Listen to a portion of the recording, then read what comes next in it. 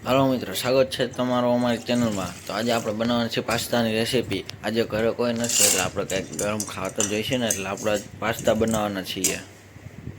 તો જોઈ લો, પહેલાં આપણે ગરમ પાણી મૂકીને એમાં પાસ્તા બાફવા મૂકી દીધા છે।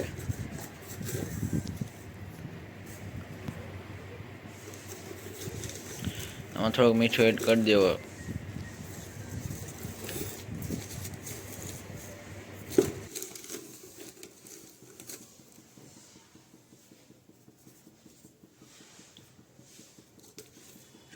મીઠું એડ કરીને પછી આપણે આને બાફવા માટે ઘડીક વાર ઢાંકી દેવું, એટલે હરખા બફાઈ જશે।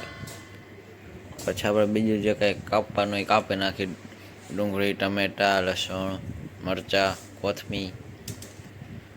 ત્યાં પાસ્તા બફાઈ જાય ને હવે જો આપણા પાસ્તા બફાવા આવી ગયા છે। પછી આપણે પાસ્તાને બહાર કાઢી લઈશું।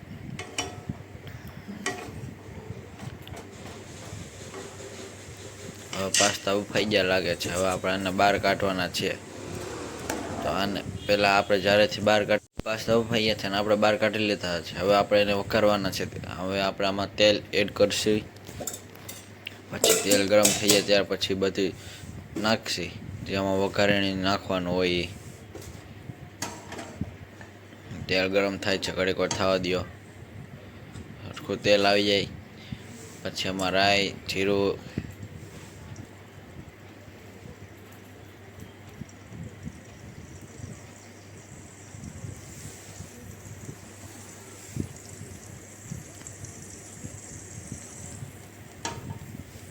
હજી તેલ નથી આવ્યું, હજી ઘડીક વાર ગરમ થવા દેવાનું છે આપણે।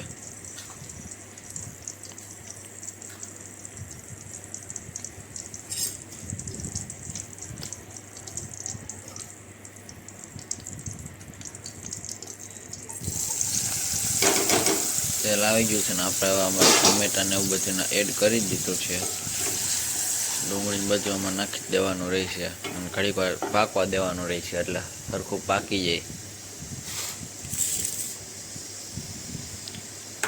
ટમેટાને એડ કરી દીધો, ડુંગળી તો આપણે એડ કરી દઈશ, એટલે પછી માથે થોડું પાણી નાખી દો એટલે સરખું ચડી જશે।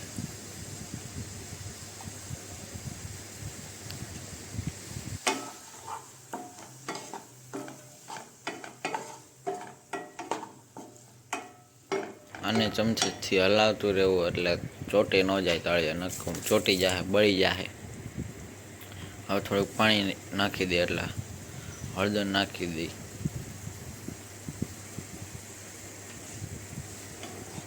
હળદર નાખીને હલાવી લેવું એટલે હળદર ભળી જાય।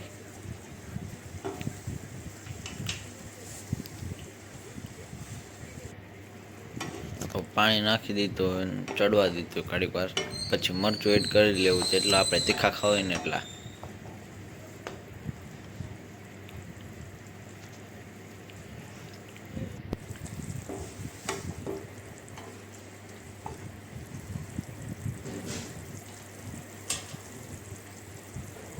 ઘડીક વાર આને આમ ચડવા દેવો એટલે ટમેટાને એનું ગ્રેવી જેવું થઈ જાય, બફાઈ જાય સરખું, પાણીમાં ચડી જાય ડુંગળીની બધું।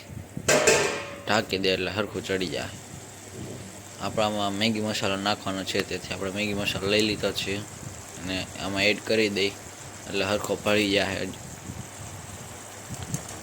મેગી મસાલો નાખીને પછી આપણે પાસ્તા ઉમેરી દઈ, સરખું પાકી ગયું છે અને પાસ્તા ઉમેરીને હલાવી નાખીએ સરખું। ત્યારબાદ માથે આમાં કિસાનનો ટમેટો સોસ નાખી દઈએ એટલે આપણો પાસ્તા રેડી થઈ જશે। પાસ્તાને હરખા મિક્સ કરવા જોઈએ હજી।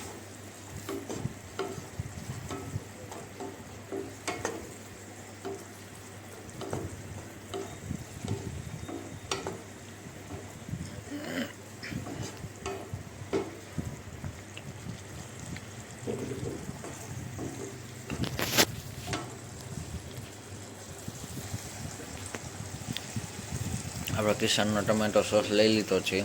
આ મોટો પેકેટ છે, આનું નાનકું આવે 15 વાળો, એ પણ આ લે નાખીએ એટલે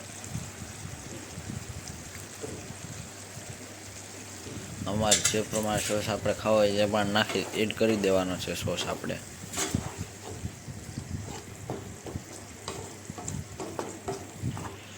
પછી સોસ નાખીને મિક્સ કરી નાખવાનું છે આપણે.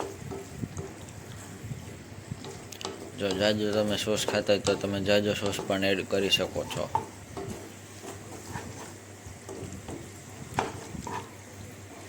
ઘડીક વાર ગેસ ચાલુ રાખીને એને પકવવામાં આવશે એટલે હને સોસ સરખો ભળી જાય.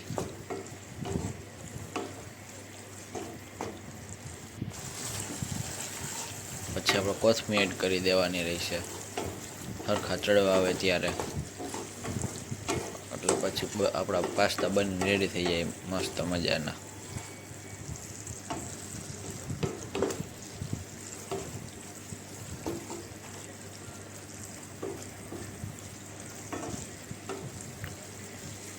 આપણા પાસ્તા બનવા જ આવ્યા છે.